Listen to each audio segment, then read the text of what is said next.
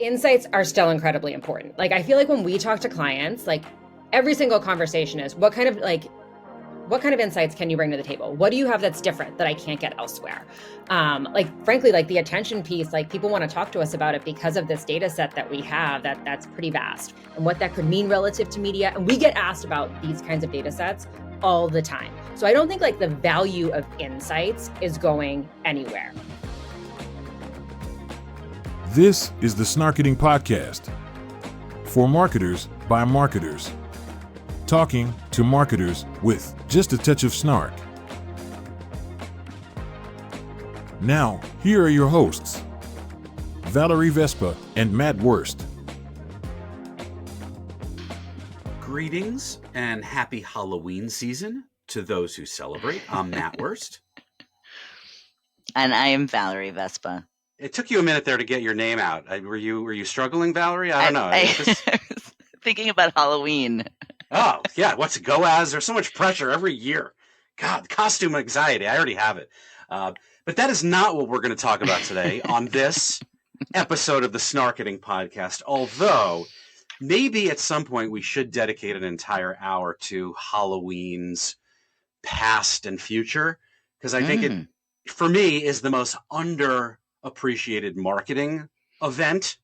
I know we talked about it with Vinny from Hershey's and others who do, it's a big time. Of course, it's probably their Super Bowl, if not the actual Super Bowl. Yeah. But it's also this week A&A Masters, which is yet another the Super Bowl of Orlando-related marketing activities. I'm excited to be back at the Rosen Shingle. Oh my goodness! Where I've definitely put some blood and sweat and maybe some tears into that hotel, which, if you think about it, is probably not the grossest thing that carpet has in terms of DNA on it. But we'll leave that for another episode as well, because this. Shout out to our friends at the A&A. We love you. Keep coming back. The episode that we are about to unleash, the conversation we are about to have, is with someone who I think is one of the smartest, most intelligent people in our industry, and is connecting lots of dots, making things happen, moving things forward, other cliches, but also things that are important that she's doing. But you also share something very important in common. Exactly. Neala. I mean, the fact that she's so smart and that she's from Boston is not... Oh, Boston I was talking about. You are smart. You do have that in common as well, but I was talking about the Boston part. So you have two things in common at the very least. So you know what? Let's just jump right in, because she probably has so much to share that I want to make sure we use the best use of our time. All right? You in? Perfect. I love that. Let's meet Neala Brown from Teads. Today's guest doesn't just talk about attention. She measures it, models it, and turns it into a business outcome. We're joined by Neala Brown, SVP of Strategy and Operations at Teads, the people helping the world's biggest brands make sure their ads actually, get noticed. And she's got opinions on how marketers are still measuring campaigns like it's 2015, not 2025. Hello to you, Matt and Valerie, and welcome, Neala.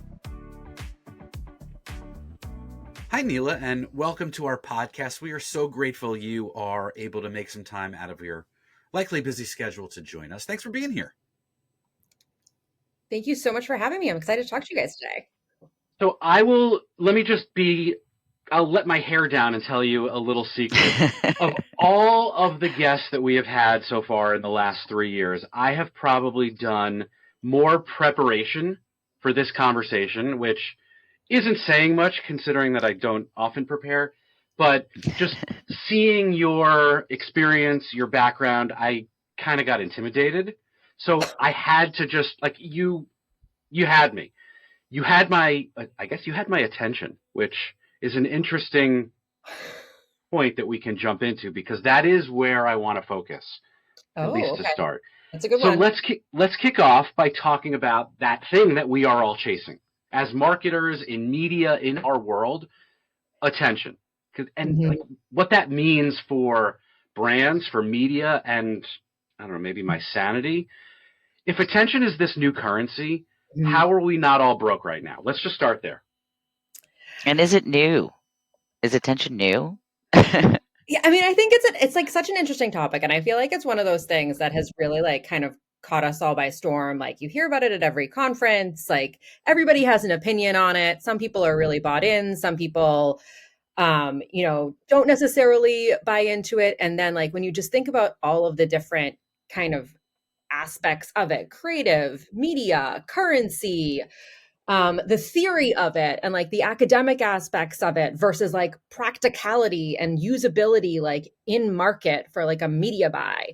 These are all such like different things. Like I think that we all know like the concept is not new, certainly. Like, and the truth is like you can't have impact with an ad unless somebody's paying attention to it. Like it's pretty intuitive, like at the end of the day. I think what's certainly new about the space is how it is different platforms, different companies are engaging on whether or not there is a measure of it that can be used to make decisions.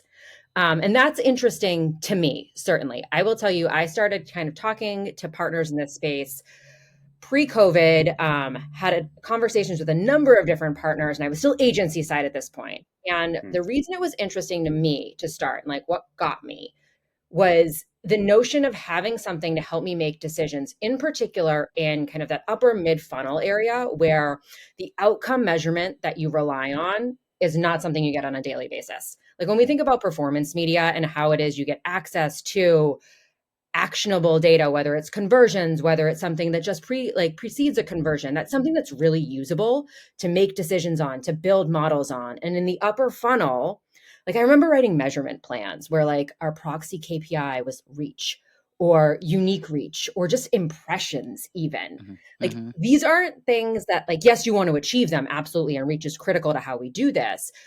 But in terms of optimizing a media plan, not as straightforward as a CPA or a conversion-based metric. And so that kind of got me interested, honestly. Like, was there something that was like practical and usable that could help me make decisions and drive me to a better outcome starting in that upper funnel? And I think it's a space that's really kind of, again, taken shape, again, differing opinions. For me, what I'm most focused on in it, and that gets to some of the work that we've done at Teads certainly as well, is the so what. We don't need another metric in our toolkit. The digital measurement metric toolkit is vast. It is fragmented at times. And so if we are going to add one in, it has to be something that matters. It has to be something that helps us make decisions. And so what we've been keenly focused on is the notion of, is this a better metric than some of the other metrics we have in our toolkit? And what is its relationship with outcomes? Because then it becomes interesting to me from a practical use case standpoint in terms of how it is we're making media decisions. I feel like that's the word that has taken over this industry in the last, period of time. Outcomes. Everything's about outcomes now, which I also always feel like it was about, but things have changed, measurability and what you're talking about. So now we have a word for it. So like, can you go like an extra step in there? Like, so what wormhole did you go down to kind of figure out where to go from there? Because it all makes sense for sure. I work in out of home, so as you could imagine, this is like the story of my life. But anyway, go on. 100%. I mean, and like honestly, it started with talking to a number of different thought leaders and people that were, actually doing work in the space, understanding what it is that they were looking at. And then I think also kind of untangling, again, like the academia of it, which is super important, like the underlying research, the eye tracking studies that underpin the space, but then how it is that was translating to something that, again, was able to be practically used at scale in the market. When I joined Teads, it was certainly something that attracted me to the business in terms of some of the work they were doing. It was a space, again, in my agency life that I had spent some time on. Teads was taking a unique stance because Teads also has an entire studio unit. So was also looking at it from a creative aspect. So had done a ton of work in the creative space. And when I joined the business, it was really kind of a little bit of a transitory moment in terms of taking all the great work that had been done in creative and then starting to understand what was happening in the media space as well. And for me, we work agnostically with a number of different partners in the space. And it was really about validation of that metric. And so what we've done is a pretty huge body of work relative to how it is we can actually correlate attention to those kind of post-campaign outcome metrics and to understand, are there different KPIs where we can actually attach targets to them? Again, for me, it's about how we can make this practical and usable. What is the practical use case here? I mean, I think the other thing too, for Teads in particular, is that we're really dedicated to quality, whether that's creative quality, which again gets to some of the attention work being done there, whether that's media quality, whether that's understanding different publishers, different platforms, different placements, all of those bits, and really kind of, and that's really a part of our DNA. And so understanding where the quality lives, how it is we can optimize to quality, and what that means relative to outcomes has been a big piece of it for us here at Teads. And I was excited about that. That felt interesting. It felt like something that the industry was, really excited about. And to be able to, again, dive in, validate that, see where the use cases were, and then start to practically apply that. And I'm a practical gal, like at my core, like I come from data and measurement. I want to understand how things are used and whether or not I can get a practical use case out of them. So that's where we've been really focused in the attention space. And we have validated it. We have done, again, a pretty broad body of work in terms of connecting it to outcomes. And I think for us, it's about understanding, again, what the right use cases are. Is there a way for us to think about, guaranteeing to it at the KPI level? We have data that supports different attention thresholds for different KPIs. And what does that mean, again, for brand marketers who are ultimately trying to drive things like lifts in awareness, consideration, purchase intent? We've done some exploratory work in other parts of the funnel as well. We do see that there's a strong correlation between quality media as measured by attention and outcomes across the funnel. So I think that, that's where we've really kind of, again, tried to dive in is making it make sense for brands and advertisers. I think, again, this is something that everybody hears about, but people want to understand the so what. They want to understand how they should use it. And so we're trying to enable that for our clients through partnership and through the attention program that we had launched a few years ago. Sure. So like you've been clearly in the media trenches from agency land to ad tech, right? What's wow, one of trenches? You make it sound so I glamorous. know. This could Sorry. be fun. No, it is. It's a lot of sizzle. So what's one thing about the industry that hasn't changed as much as you think it has? Or like, do you think like we are progressing at the rate, like the work that you're doing, for example, do you think you're like getting to that sweet spot where we need to be? I mean, I think like, here's the thing, like we're always making advancements on things and we're like chipping away at things, like using like attention as an example. I think we are starting to find use cases. There are clients that are starting to adopt this like as like a practical, metric that they are using. But like we haven't eliminated a lot of the complexity in the ecosystem overall. I think that it was funny. I was on in a conversation a few months ago about this topic in particular, and somebody posed the question, like, do you believe in standardization for like this space in particular? And my response to that was, listen, I think that like standardization simplifies everything. It makes it really easy. It makes it easy for you to understand like what is meeting the standard, what isn't. But my fear, and I think this gets to kind of some of the complexity that we haven't necessarily navigated our way out of, is that if we standardize, does that limit innovation in the space? We've now defined this. And so does that limit the way that we're thinking differently, the way that we're able to innovate?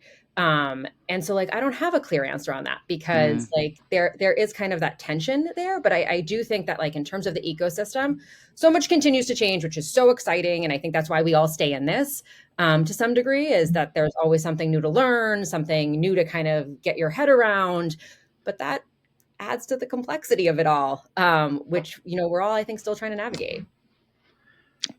Within your remit, right? And we all know Teads at this point. You guys have been around for a long time in this industry, which is saying a lot. And you've been there a good number of years, which is also saying a lot. And you've had what I think, at least on paper / LinkedIn bio, you've had some different roles and responsibilities. You're now overseeing strategy and operations. It used to be strategy and insights, and this is kind of a real question and kind of a joke question, but I'd love to hear how you answer it. In a world where AI and innovation are moving things at the speed of data is already outdated by the time you see outdated, are insights for humans to really understand really as important as they used to be? Or should we be optimizing now in a way? Like operations makes more sense now to me because we're never going to be caught up with the insights. So you have to kind of ensure that things are working in a way without needing to be involved. I don't know if that question makes sense, but in my head, I feel like we're moving into a post-data, post-insights world where, yes, they're still important, but we don't need to be as involved because it's going to be self-optimizing. So I think that's fair. I do think, however, that insights are still incredibly important. Like, I feel like when we talk to clients, like every single conversation is what kind of insights can you bring to the table? What do you have that's different that I can't get elsewhere? Frankly, like the attention piece, like people want to talk to us about it because of this data set that we have that's pretty vast. We also, we have a tool that allows for us to understand content consumption because of the code on page that we have.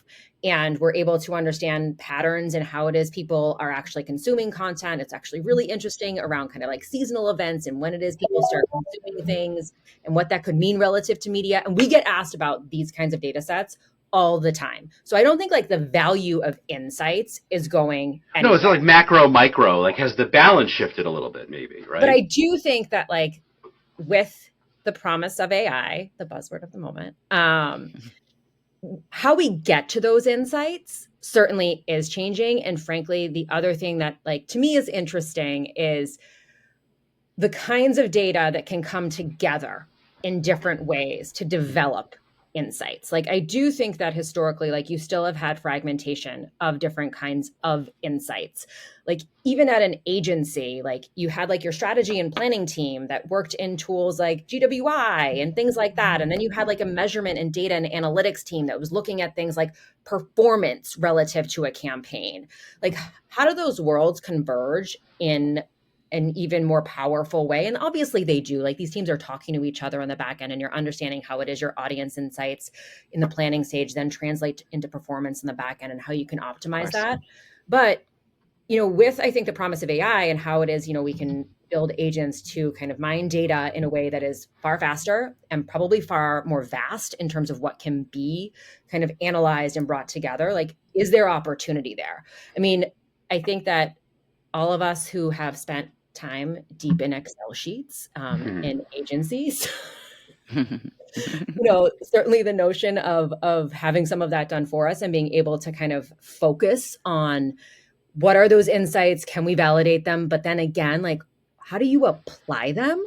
I feel like that also like there's opportunity there from like a capacity standpoint.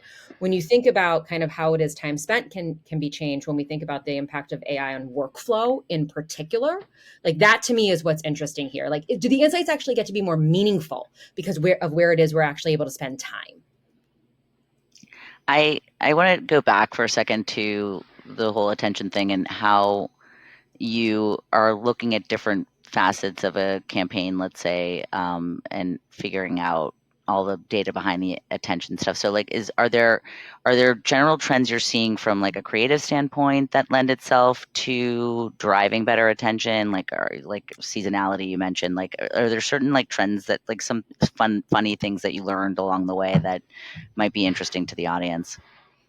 Yeah, I mean, I think from a creative standpoint, I think some of the things that you might traditionally think about in terms of like human imagery and keeping your brand on screen, those are highly validated. I think like for us, what's interesting is how it is we ensure the formats that we produce capture attention. I think we've all heard like over the course of the years, building fit for platform and things like that, and how it is you adapt creative depending on like you can't just show a 60-second TV spot on a mobile ad. Like that doesn't work.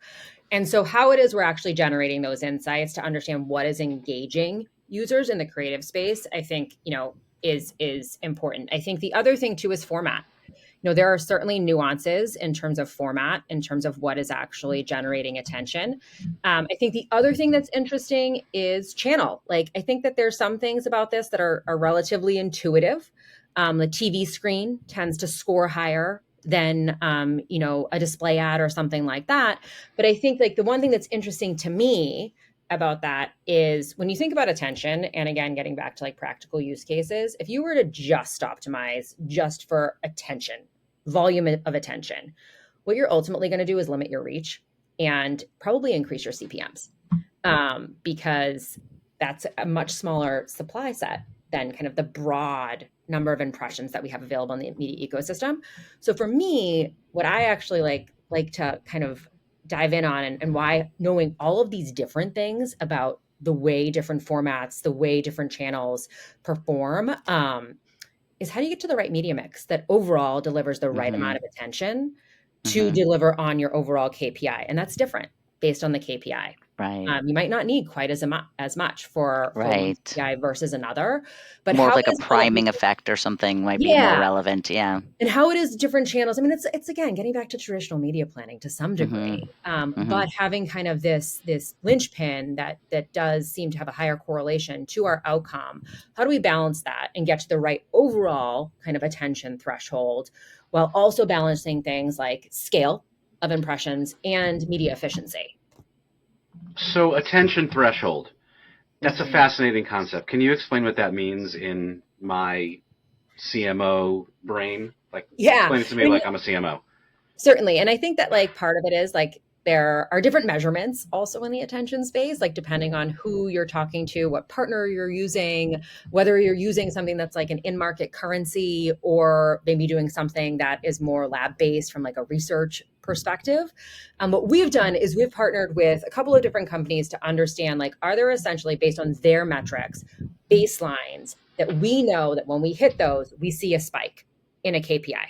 And so we've done this analysis across a number of different KPIs. And we do see that like when we hit a certain threshold from an attention measurement standpoint, that's where we start to see a lift in something like awareness. And it looks a little bit different than what you might need for something like purchase intent. And so what does that mean to how we overall optimize a media plan if the goal is awareness versus purchase intent?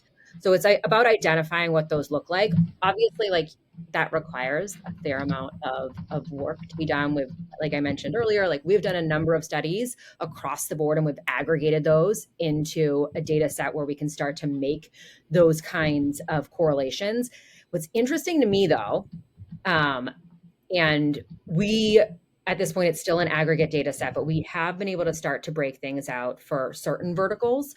And the two that we were able to start to get some top line directional results, I was really excited that they were so different, was travel versus food and bev, which when you think about like the purchase cycle and the consideration that goes into a travel purchase versus like food and bev, those are wildly different. And you see it show up in the data. Like what you need to drive awareness, consideration, purchase intent for travel is much higher than what you need for something like the food and bev category. And again, this is directional kind of, again, we've started to break some of this out to start to see if there are hypotheses that we can pursue. I mean, I do take a long time to figure out where I want to order for dinner. So it is directional. I get it. Fair. In my house, I'm the impulsive one. So I'm usually the one who makes the decision. I'm jealous. But like, that's interesting to me. Like, these are like additional things that like we should start to understand. Like the one that I'm also really, really curious about, and I don't have the data for it right now, but I'd love to be able to amass it, is market share. And like, what does that mean for like a brand that is well established, has a whole lot of name recognition, high levels of baseline awareness versus someone who's new to market and is trying to break through, has a new product. And like those, my hypothesis is that those also look quite different. Sure. And so that one is also interesting to me. But again, like, I don't know, like I'm a curious girl. And so when I start to see these things start to pop, I'm like, oh, well, that could be interesting too. No, I love this. This is like, I love listening to you speak about this. So like you mentioned that there were some studies you've done. So Teads recently released 2 big studies, one on video and one on CTV. So showing pretty wild engagement numbers. So like, can you, like, what surprised you most about the findings? What share the top line on those? Yeah. So, I mean, from a CTV perspective, we've done some work relative to CTV home screen in particular, which is a huge area for us. It's really natural to kind of, again, this kind of where we came from in InRead and bringing that into the CTV screen. And so this is a space where, again, like the attention space, and as these new formats launch, these are things that we're learning with partners on how it is we measure this, how it is we engage on this. And so we've done some work both in the US and in our global markets to understand kind of what this looks like relative to attention, because for us, this is something we want to be able to apply against anything it is that we bring to market, because again, we believe in this premise, in this kind of measurement, and we ultimately want to deliver highly attentive, engaging experiences. So when we bring a new product to market, we want to understand what it looks like relative to these kinds of metrics. And we did find that CTV home screen just wildly outperforms from both a viewability and an attention perspective. I think like the baseline notion of that, I wasn't super surprised about. Like, I mean, if you think about it, like the amount of time that we spend sitting in front of the home screen trying to figure out what to watch, that Matt, in my house is what takes the most time. Okay. No impulsive decisions there, right? Nothing it's impulsive a commitment. And generally speaking, we end up on some show that we've already watched 400 times. Oh, wow. Interesting. Okay. But it takes us a ton of time to get there. And so the number, like intuitively to me, like, it was like, all right, like that's probably a place where people are paying attention. I think what was surprising to me was, and again, like the methodology that was used, in particular in our study out of France, was a lab-based study. So we're actually understanding eyes on screen. And in the US, we worked with, a partner, T-Vision, who also has a panel. So again, this really is about eyes on screen. And it was the attention to the ads in particular that was high, that I think was a little bit surprising. Like I was like, oh, well, maybe it'll just be the screen itself, but actually to the ads. And I think in addition to that, just how much higher it was relative to CTV streaming. So like in the US work that we did, we found for both viewability and attention, it was plus 20% versus their CTV norms. So like that to me is what was more kind of, I think, surprising, was the pure volume of impact versus the fact that like it was potentially a little bit more attentive, a little bit more engaging, again, just based on kind of, human nature, like my own experience watching TV. Yeah, I mean, it's an evolving behavior, but also, I mean, if you're looking at that large a data set, like the sample, I mean, does it account for all of the fragmentation now that is happening? And like, my attention span is, I mean, I already forgot what I was about to ask you. That's how short my attention span is. But Yeah. the data and insights that you can get from those different studies, those insights are powerful, but then there's the strategy. How do you help the marketers connect the dots across this fragmented ecosystem? Because there is still value in streaming CTV and in mobile and everywhere else. Like, what comes next? For us, it's certainly about like an omnichannel video strategy and the fact that like different channels deliver different things. And certainly we want to, again, deliver experiences that across the board are highly attentive, but we understand that that varies and that different channels contribute in different ways. I think the other piece is reach and how it is that you scale across, an audience to ensure that you are maximizing your reach. And you're going to do that in different ways. And you're going to build total, incrementality by like going to market with different channels. I mean, we also did another study recently, and that was in partnership with the MMA, which was really about the state of video. And that to me, we dove into different formats. And I think one of the things that was interesting there and kind of gets to some of what you're saying here, Matt, is the market is really interested in testing new formats in the video space, understanding, how it is video can be leveraged to deliver on different things. One of the things that popped in our survey, for example, was engagement-based formats where somebody is actually engaging with the format, or shoppable formats. And so like, what does that mean in terms of like the use case for video? I mean, I think one of the things that was also interesting about that study relative to kind of the video marketplace was just the pure value that marketers see in video. It was over 95% of marketers said that video was either a very important or the most important part of their media mix. In addition to that, kind of how it is spend trends were happening, very large numbers relative to marketers that were expecting to either moderately or significantly increase their video spend. So there's certainly dollars flowing in there, but there's also this interest in understanding kind of what's next in the space, what different formats are available, and what that means relative to how they can engage consumers in different ways. I work in the video space, which is a really interesting opportunity because of behaviors that have existed for many years on social platforms, right? Scrolling video, and now you bring in the commerce behaviors of add to cart or learn more or post a comment, all these things that can happen within or around video is evolving very quickly, but also creates a lot of different opportunities for, like, right, a brand or a company with whom you're working or I'm working has engagement goals. They have conversion goals. They have awareness goals. Is there an opportunity now where these things are starting to converge and you can accomplish all of them, most of them, with one strategy? Or is it still a very multi-layered approach that they have to be thinking about? I mean, isn't it about the consumer, Matt? Like what they want, Who? right? I'm not familiar with that term. What are we talking about here? I thought it's about the advertiser. When did the consumer matter? No.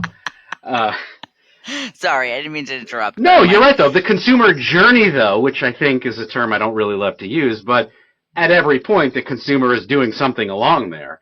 But I feel like that has become no longer a funnel, a journey, a linear experience because I'm engaging here, I'm buying there, and it's all happening at once. I mean, I think that's fair. And I think that, like, I feel like this is something we talk about every few years, like brand versus performance versus brand performance. Can one buy do multiple things? We're measuring brand buy, quote unquote, brand buys to, ROI and ROAS as well in some cases. So, I mean, I feel like this is something that we all, I think engage on and understand. I think that what was interesting to me about kind of, again, the responses that we got relative to different kinds of video. So saw that obviously there was a diversification in terms of like different kinds of video types that you can use. But what I thought was also interesting is we also asked a question about like use case and measurement. And is like video a brand only, use case, or their performance use case tied to it? And what we saw on that data is that the marketers overwhelmingly responded that the primary use case for video is brand storytelling. But when you looked at how they were measuring it, performance was right there next to brand, and then brand and performance was also right there. And I guess like my question is, and if we had done kind of, I think a follow-up with, I would have maybe dove in a little bit more on this topic to kind of understand, like, is it because you're using video, different kinds of video formats in different ways? So now, like, yes, maybe video, always will be a great format for telling a brand story. But because we now have things like more engagement-based units, shoppable units, you're able to deploy those to hit more performance-oriented goals. But video still is also doing that brand storytelling for you in a more traditional way. So I guess like that's kind of where I'm at, is trying to understand, are we being too broad with calling it all video, where video is really kind of diversified now in terms of the different formats you can access, the different creative units, and also like the capability within the video, kind of exactly what you were talking about a little bit before in terms of what you can engage with and what you can do with it. It's not just, a linear television ad anymore. Yeah, it's so true. So like knowing all of these complicated scenarios that you need to work through, like what's your advice to marketers drowning in dashboards and trying to figure out what's working? I feel like this has been the story of my career since I started, a million years ago as an analyst on an analytics team. And I think the truth of it is that there's never going to, or at least right now, there's certainly a North Star, and there are things that we can measure too. But I think understanding the context of how things work together is still important. And so if there's a way to very clearly kind of lay these out and to understand kind of how it is you are leveraging different metrics to tell a piece of that story, whether it is something like a viewability because you want to understand that those ads are viewable, whether it's something like attention because you want to understand, that people are actually paying attention to the ads you have, but also bringing in things like efficiency, because you need to understand that you're deploying those efficiently, and then what that looks like relative to the outcome. I do think that like if we just focus on the end outcome, you miss a little bit of how you get there. And that's really critical to how it is you think about media planning, buying, and optimizing. And so understanding the journey of that and where things fall off, where you're retaining, where you're underperforming, I think is just as important as where you're overperforming. And it's about, I think, setting these things up in a clear way that's fit for purpose, and where you've clearly defined why something is part of that narrative and what it is you're trying to understand. Or also what conditions that may have existed at the time that you were planning or releasing or launching a product that may have impacted certain factors that now are no longer the case, or vice versa, right? From, geopolitical to supply chain to, I told you before we started recording, I was in the room for your Advertising Week panel a few weeks ago I think it was the 8th floor below sea level in the post-apocalyptic Manhattan Mall hollowed out shell. But the panel was, navigating the economic headwinds of the day, right? How do you maximize your ad spend with better measurement, or something, some long title that could have been truncated had they measured it better. But it sounds like a nice way of saying do more with less, right? So what's the real story now that we are in a constant state of economic uncertainty? Is this a condition that we have to account for and maybe not in a few months, or is this just the new norm that we think about? I feel like for us, it certainly is a little bit of the new norm. I think that things are changing on a pretty regular basis right now, and things are affecting, I think, certain industries, certain verticals one day, and maybe, a few months on, others are being affected. I think that generally speaking, though, in times of uncertainty, you do, at least, what we've historically seen is a push towards more accountability. I think that I think that we've all seen the general trend of, in certain macroeconomic climates, dollars shift more towards performance because people feel like those are more accountable to, an ROI or a ROAS, more business impact. I think that one thing that we try to work with clients on, though, is that we can't forget the power of brand during these kinds of times. And I think we've all seen, the studies and all of the research, and we always reference things like the long and the short of it, which really prove, time and time again that brand does matter. And I think we've seen that in recent times as well. And so while, when we think about, media budgets and how these things are allocated, I think it's important to remember that brand is still critical. You can't drive conversion if people don't know who you are.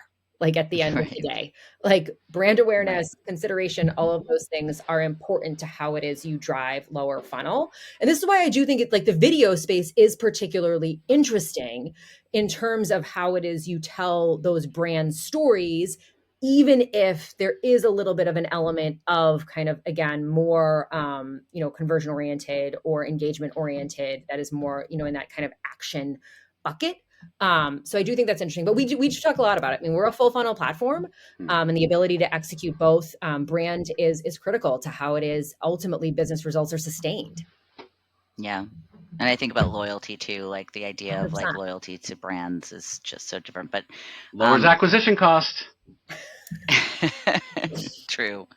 So are we finally reaching a point where measurement drives planning and there's no semblance of like postmortems anymore? I would say the answer is yes, but I think where do you feel like people should be looking to measurement in order to iterate and optimize and plan against? I feel like there's when you think about DTC brand that's like a challenger brand and new, and the way they can be a lot more nimble about choosing how and where they spend their dollars versus like these big conglomerates who have monstrous budgets and kind of set it and tend to rely on what they did the year before. Oftentimes, how do you kind of navigate those waters with people?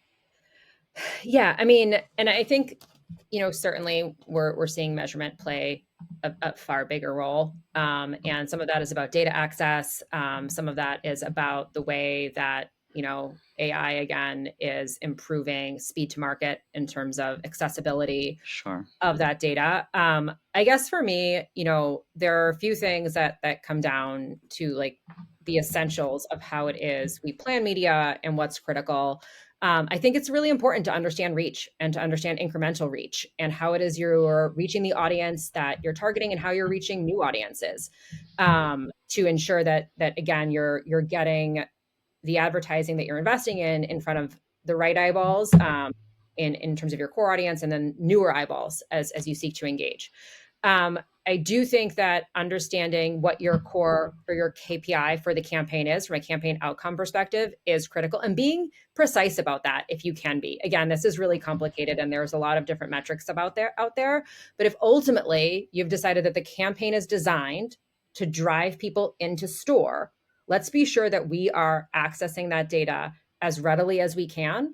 If we are understanding that there are different parts or components of the media campaign that are better contributing to it, let's certainly think about what that means. If we see that there are portions that are under contributing or underperforming, like why is that? Is there a way to improve that performance? Again, because we need to balance it with things like reach and scale, and being thoughtful about that and ensuring that you are remembering what the campaign was designed to do and to impact, and doing your best to have the measurement in place that can actually enable you to understand that.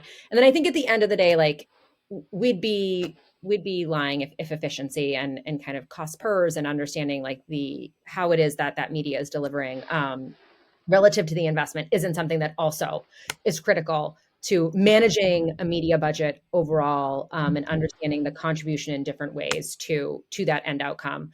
But I think we're looking at those things in concert, but again, being thoughtful about what it is you're trying to achieve, implementing the measurement as best you can. And I think that, we can have a debate on a different day about, data and where the gaps in the measurement are. But, accessing the measurement data that sets you up best to inform your ability to actually have achieved that goal and to make decisions about how to better reach that goal, I think is a core piece of it. I just think it's incredible that a few liberal arts majors from college are here talking about media metrics. Like, this is not what I thought I would be talking. You're an English major. Oh, where'd you go to school? Notre Dame. Ah, Fighting Irish. There you go. Is this what you thought you'd be talking about? In the middle of your career when you were. When I was writing my fourth paper on The Great Gatsby, this was certainly. Oh, we could have a whole conversation about that. As someone who now I live on the North Shore of Long Island, and I feel like all I've ever aspired to be is a Gatsby. But I am instead here talking about how we measure attention and performance. What's the next evolution of attention metrics? Like, does it become standard currency or another layer on the stack, or something that we forget about when we're sipping martinis, staring across East Egg and West Egg from one another? No, I really do think that this is how we measure media quality. I do think that like one thing that's also interesting about attention versus like a viewability per se, is the efforts that are being made to make it more universal. And I think, again, acknowledging that how it is you measure attention is different depending on your channel, certainly. But the efforts to make it more universal, to understand what it looks like in a CTV versus in an in-read mobile format versus in a cinema, or something like that. And to be able to say, this is a measure of quality across different channels, I do think is interesting. Again, for me, I think that we'll start to see maybe more of this relative to how it is we manage an upper funnel campaign in particular, thinking about that proxy to a brand lift that we can feel really confident in. So I don't think it's going away. I don't. And I think it's really about media quality and how it is we do a better job of measuring that, being able to optimize to it, because all the research shows that more premium, placements and premium publishers, content quality matters to how it is that the advertising is effective. Well, I am looking forward to listening back to this conversation, this episode, and then sharing the metrics with you so we can figure out at what point we lost people's attention, where we may have gotten it back, and how we can optimize for the future. Because if we're not looking at the data, then what are we even doing here, guys? No, seriously, Neala, thank you. This has been this is an area of our industry that I don't think people talk enough about because they're doing it, and the ability to analyze and assess how we analyze and assess is sometimes more fun than people might think. So I will end there with the hard questions, but what I want to do, and this is where we'll see how long we can hold your attention, is go to our lightning round, which is really a series of unprepared yet loosely scripted questions that are meant to be answered in as long or as short a format as you want. That fair? You ready? Yeah, I'm ready. We'll see how I do. There's no grading, but the metrics will tell us. What is a marketing buzzword? And I've said a bunch already in the last few minutes, but what's one word that you want to just get rid of and retire forever? So there is a word that I when it physically comes out of my mouth, I apologize out loud to people, and that's synergy. I'm there with you. I'm connected. I'm done on that one. I think I know what it means, but then sometimes I use it and I'm like, is that what it means? It's just, it's funny. I've got a really close group of girlfriends that I've known my entire life, and none of them kind of work in a more corporate world, and they'll send me memes on TikTok about, corporate speak. And they'll be like, do you actually speak like this? And I'm like, you actually do. I used that 10 minutes ago, but synergy is the one that I every time I get a video with that in it, I'm like, oh, I'm physically feeling. Boil the ocean. Mine is the funnel is dead, which it may be true, but if I see that one more time in a slide, I'm throwing my laptop into the upper funnel. Yep, I'll take that one. What is a recent campaign that has actually earned your attention? I mentioned this one actually last week at Adweek, and I love it. It's the newer Nike campaign. I'm a big Nike gal. I think if I ever need to feel something, I watch a Nike ad. Sometimes you just need a minute and to feel your humanity. Yeah. And Nike has done that. And the whole, the just do it piece and why you do it in that transition, I think has been really amazing. I think also the way that they've taken something that's so core to their brand and taken a look at the climate around them and how they modify that for kind of the world that we live in, and things like the anxious generation and how it is you communicate with kids in terms of sports and the motivators there. That to me is somebody who, is still pulling at our heartstrings in the way that they always have, but is also taking stock at how the world is a little bit different than maybe it was 20, 30 years ago when they came up with the original tagline. Yeah, I love it. In terms of just do it, I am talking to two women who grew up in Boston. One of you stayed, one of you left, but neither of you has a Boston accent. I am wondering, how did you do it?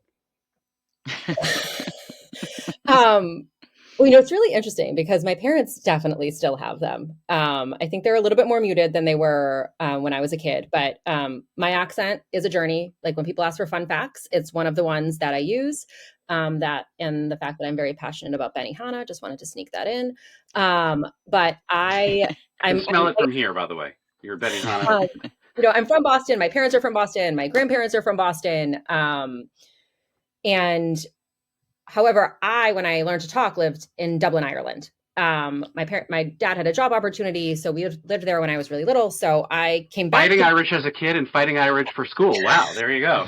Full circle. Yeah. But when we came back to Boston, I had a full-on Irish brogue, or so I've been told.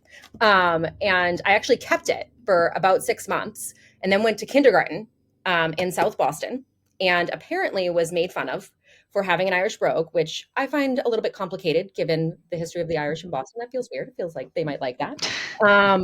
But apparently within 2 weeks, I had a very thick Boston accent. and kept that for quite a while. When I was in high school, we moved across the city.